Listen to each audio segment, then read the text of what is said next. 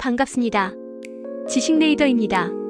오늘 우리는 듣기 싫지만 반드시 직면해야 할 아주 불편한 진실 하나를 꺼내놓으려 합니다. 지금 여러분의 통장 잔고보다 이번 달 카드값보다 어쩌면 더 중요한 이야기. 대한민국 부동산의 2026년 시나리오입니다. 이건 단순한 전망이 아닙니다. 집값이 오른다, 이제 폭락한다 같은 자극적인 한 줄 요약도 아닙니다. 우리가 지난 20년 동안 당연하다고 믿어왔던 주거의 상식, 그리고 자산 형성의 사다리 자체가 구조적으로 무너지는 과정에 대한 기록입니다. 부동산 전문가들이 끊임없이 강조해온 공급의 법칙, 다양한 채널들에서 다뤄온 자금의 속성과 세금의 방향, 그리고 지금 이 순간에도 부동산 뉴스창을 채우고 있는 현장의 데이터들. 이 파편화된 정보들을 하나의 이야기로 엮어 심층 분석으로 정리해보겠습니다. 지금 바로 시작합니다. 2026년 예고된 퍼펙트 스톰. 여러분, 데드크로스라는 단어를 들으면 무엇이 떠오르십니까? 보통은 주식 차트에서 단기 이동평균선이 장기 이동평균선을 하향 돌파할 때, 혹은 인구 통계에서 사망자가 출생자를 앞지를 때 쓰이는 표현이죠.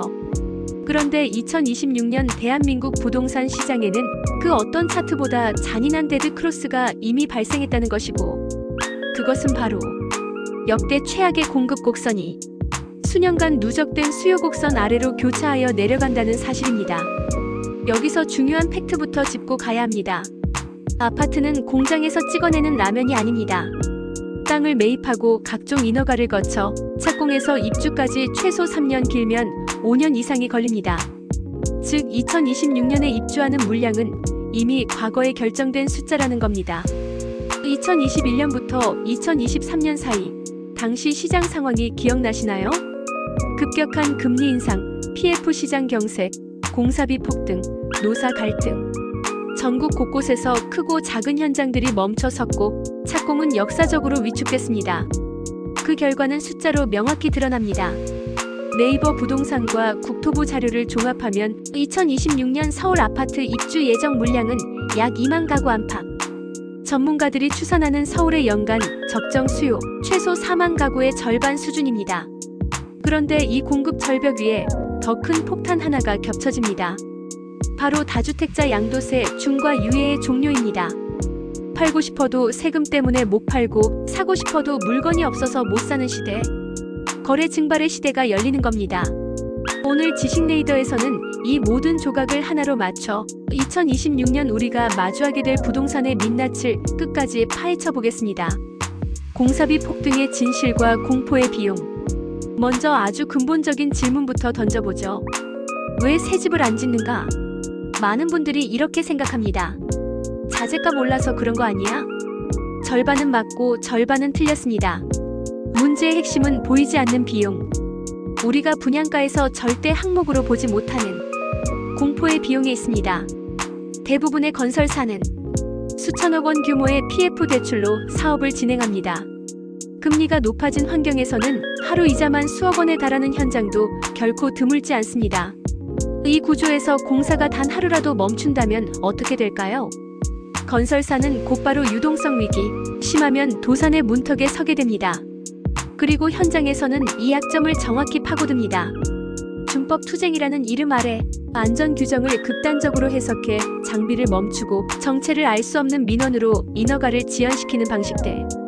결국 공기는 늘어지고 이자를 버티지 못한 건설사는 소위 발전기금, 협의금이라는 이름의 비용을 지불하며 공사를 재개합니다. 다양한 기사에서 늘 강조되듯 시장에 발생한 모든 비용은 최종적으로 소비자에게 전가됩니다. 이 뒷돈, 이자, 지연된 시간의 비용은 한 줄도 보이지 않게 분양가에 녹아듭니다. 그리고 그 끝은 우리가 이미 목격했습니다. 순살 아파트, 철근 누락, 부실 시공. 이건 단순한 현장 실수가 아닙니다. 자본의 압박, 부패한 구조, 그리고 왜곡된 인센티브가 만들어낸 결과입니다. 그래서 2026년의 신축 아파트는 귀하지만 동시에 불안한 존재가 되어버렸습니다. 공급이 부족하면 기존 주택이라도 시장에 나와야 하는데, 증여라는 거대한 우회로 매물은 잠겨버리며 시장은 정반대로 움직입니다.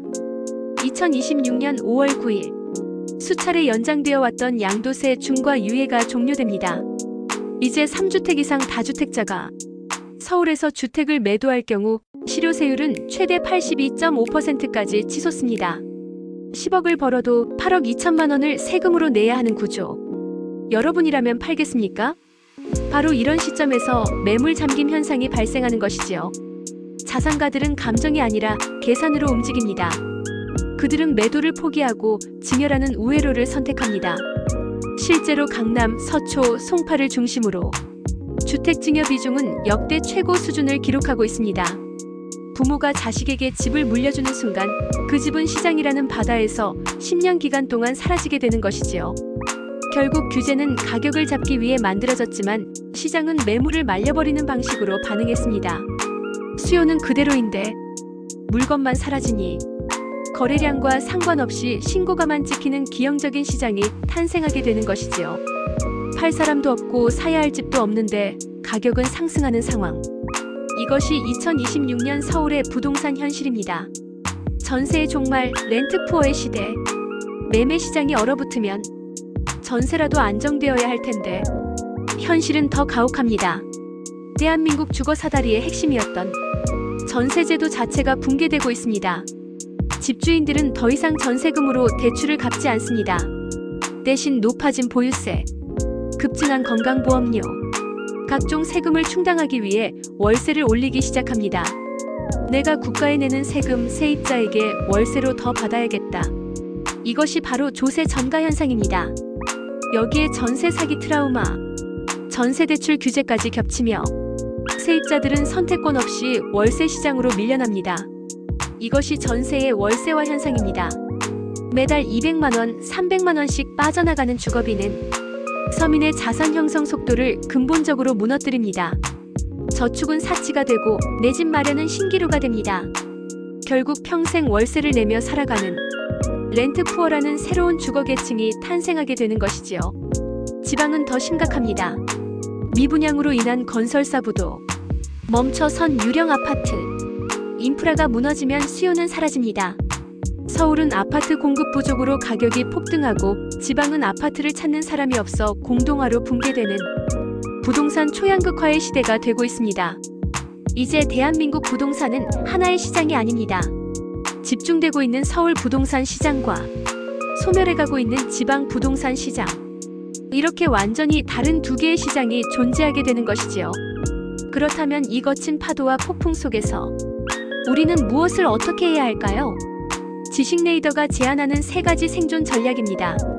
첫째, 무작정 기다리는 것이 가장 위험한 선택임을 인식해야 합니다. 공급은 이미 확정되었습니다. 폭락을 기다리는 전략은 공급 곡선을 무시한 베팅일 수 있습니다. 영끌은 금물이지만 입지가 검증된 구축, 경매 등 주거 안정성을 확보하는 움직임은 필요합니다. 둘째, 똘똘한 한 채는 선택이 아니라 생존입니다. 징벌적 과세가 유지되는 한 자본은 가장 안전한 곳으로 쏠립니다. 하방 경직성이 강한 상급지로의 압축은 구조적인 흐름입니다. 셋째, 주거비를 극단적으로 관리하십시오. 월세화 시대의 고정비는 독입니다.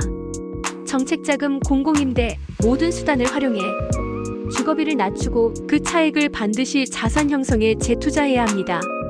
여러분, 위기는 절대 갑자기 오지 않습니다. 수많은 지표와 데이터가 이미 2026년의 폭풍을 경고하고 있었습니다. 우리가 그 신호를 외면했을 뿐입니다.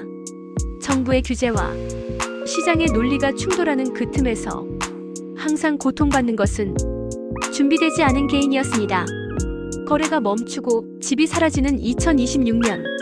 하지만 혼란 속에서도 길을 찾는 사람은 반드시 존재합니다. 오늘 이 영상이 여러분의 자산을 지키는 나침반이 되기를 바랍니다. 지식레이더는 앞으로도 뉴스 이면의 진짜 흐름을 끝까지 추적하겠습니다. 내용이 유익하셨다면 구독과 좋아요, 알림 설정 부탁드립니다. 여러분의 자산은 여러분의 지식만큼 성장합니다. 지금까지 지식레이더였습니다. 감사합니다.